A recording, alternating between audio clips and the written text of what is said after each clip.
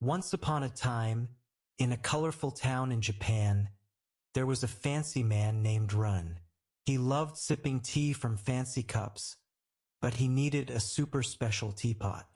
One sunny day, he walked into an old shop filled with twinkling treasures, shiny bowls, sparkly lamps, and all sorts of odd things.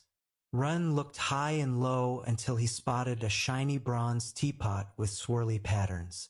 "Wow, you're perfect for my tea," he said, grinning. He paid for the teapot and carried it home, excited to use it. That evening, Run scrubbed the teapot until it glowed like a golden sun. "Look at you, so shiny," he said proudly. He set it on the table to dry and went to count his shiny gold coins in another room. When he came back, oh no! The teapot was on the other side of the table. Ren scratched his head. "That's so strange," he said. "There's no one else here. Did you move, little teapot?" He giggled, thinking he was being silly. Ren filled the teapot with water and put it on the fire to boil. But then whoosh! A funny sound came from the teapot. "Ouch!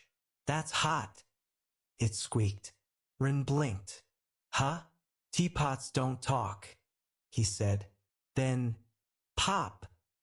The teapot grew 4 little legs and a fluffy tail. It jumped off the fire and scampered to the corner of the room. Ren's eyes got big. The teapot wasn't a teapot anymore.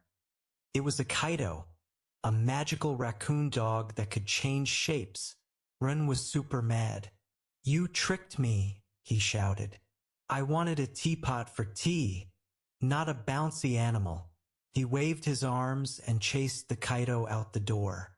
"Go away, you silly thing."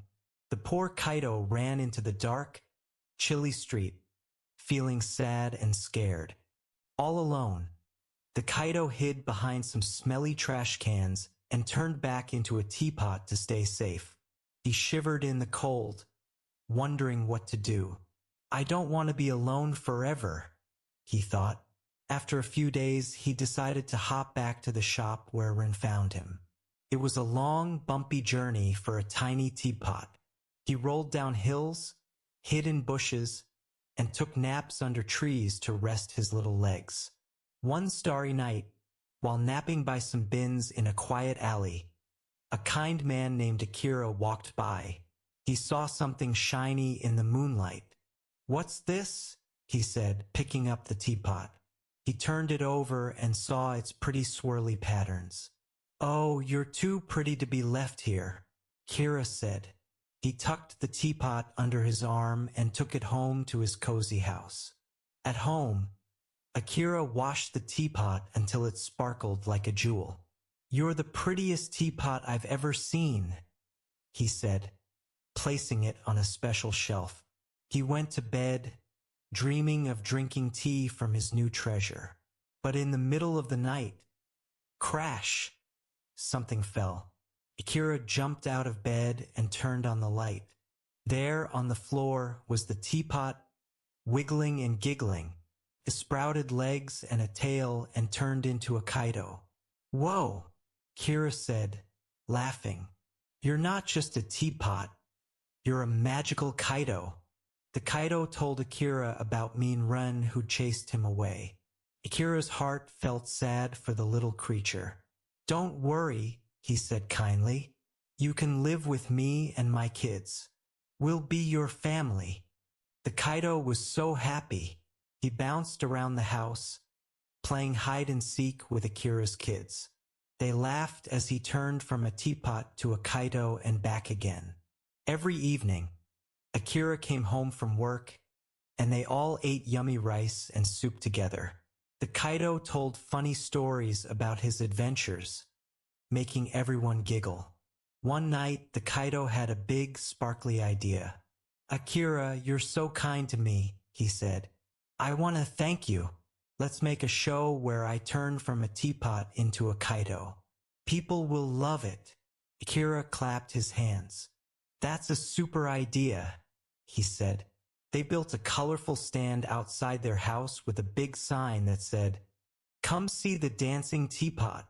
The next day, crowds of people came to watch. Kids squealed, and grown-ups gasped as the teapot spun around and, poof, turned into a kaito. "That's amazing!" They cheered, clapping loudly. They bought tickets to see the show again and again. The kaito danced and twirled, making everyone smile. One day, after a big show, the kaito thought he saw Run in the crowd. He remembered how mean Run was and felt a little scared. But then he looked at Akira, who was laughing and hugging his kids. The kaito's heart felt warm. "I'm so lucky to have such a nice family," he thought. The teapot show got bigger and bigger. People came from faraway places to see the magical kaito. Akira saved all the ticket money and bought a huge, beautiful house with a big garden.